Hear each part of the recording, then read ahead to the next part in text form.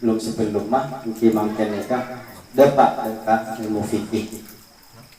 Nah, untuk sebelum kita masuk kepada ilmu fikih, lebih baik kita mengetahui apa itu ilmu fikih. Jadi, agar kita tahu kenapa saya kocak ilmu fikih, kemudian kegunaannya untuk apa. Karena tidak bisa membedakan antara ilmu fikih, kemudian juga syariat, ada juga fatwa, ada juga pokok, bedekonun, ini macam-macam lain artinya, tapi hampir sama semuanya. Ada syariat, beda tasyri', beda fikih, beda kaidah fikih, beda usul fikih. Nah, yang dinamakan dengan fikih itu adalah ilmu yang membahas tentang hukum-hukum syariat yang berkaitan dengan pekerjaan orang mukallaf, orang seandi akal, orang sebeli. Kelakon nikah memiliki tindakan hukum. Maksudnya ketika kita berbuat seperti ini, tindakan hukumnya seperti apa? Nah, nanti hukum di dalam Islam itu berlema, beda wajib, beda haram, beda mubah, beda makruh, beda sunat. Nah, itu. Jadi seluruh pekerjaan orang mukallaf nikah fakun adwali kasaleman. Nah, nikah ilmu fikih. Nah, syariat nikah lain di fikih. Syariat itu sifatnya abadi, mutlak. Sampai hari kiamat syariat nikah tak boleh berubah. Fikih itu bisa berubah. Makanya mutlak. Kalau syariat itu karena syariat itu langsung dari Allah. Sedangkan fikih pemikiran para ulama manusia bisa salah, bisa keliru. Nah, sedangkan syariat nikah mutlak benar. Syariat nikah yaitu Al-Quran dan hadis. Ketika Allah memerintahkan kita untuk sholat, tetap terus wajib sampai hari kiamat nikah wajib, tak bisa bawa. Misalkan B2 nikah haram, terus sampai hari kiamat nikah haram, tak bisa dirubah. Nah, sedangkan fikih ini lain lagi. Fikih nikah sifatnya temporal. Temporal nikah maksudnya memiliki batas waktu. Tak selamanya hukum dalam fikih nikah pas melolong wajib. Misalkan contohnya seperti ini. Di Indonesia ini kan mayoritas mazhab Syafi'i. Tapi ketika mereka itu berada di Mekah, itu mereka berubah menjadi bisa mazhab Maliki atau mazhab Hanafi. Jadi misalkan tepa atau pas tepa karena di sana jutaan manusia, menurut mazhab Syafi'i bersentuhan kulit itu membatalkan wudhu, mau pakai sahwat atau tidak batal wudhu. Tapi dalam mazhab Maliki, mazhab Syafi'i ini kata batal wudhu. Nah, makanya mau tidak mau kita akan ikut pada mazhab Hanafi, mazhab Maliki. Kenapa kita harus paham fikih beda dengan syariat? Takutnya kita nanti jadi orang khawarij. Titik salah, titik haram, titik kafir.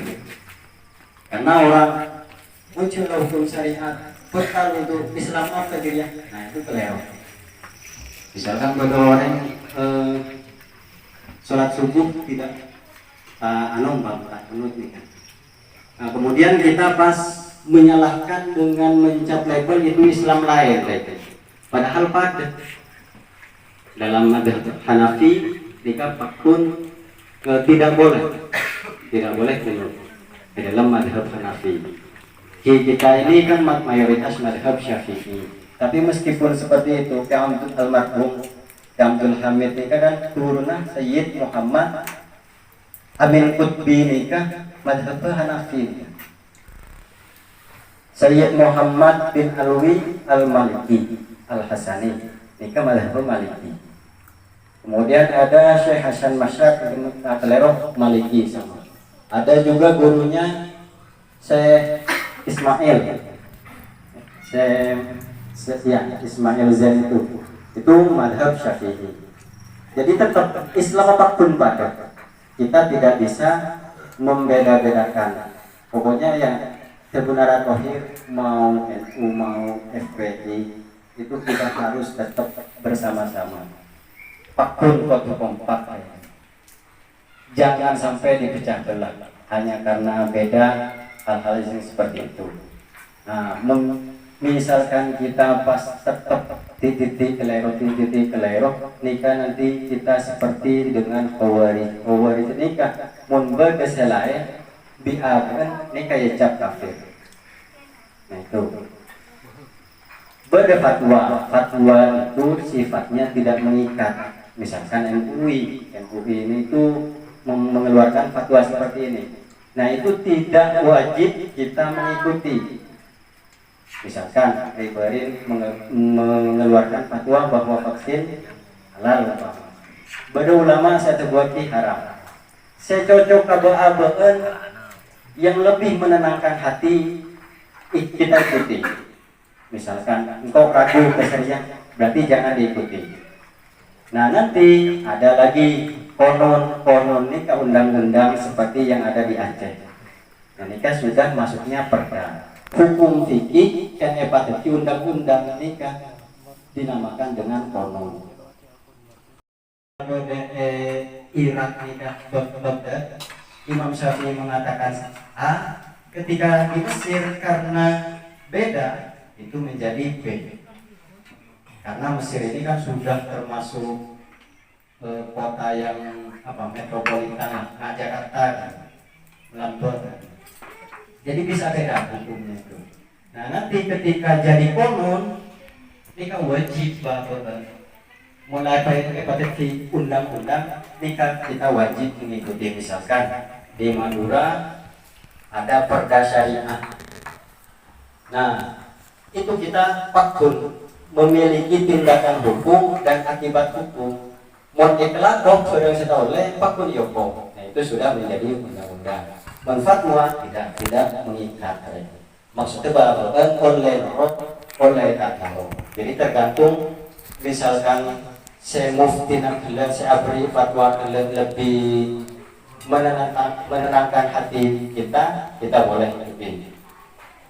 Seperti itu. Jadi ada fikih, ada syariah, beda konon, beda fatwa, beda foto itu artinya putusan nanti di pengadilan. Nah kita kan misalkan ada permasalahan kan sekarang ini ada pengadilan agama. Nah itu bisa disebut dengan foto. Wallahu ta'ala.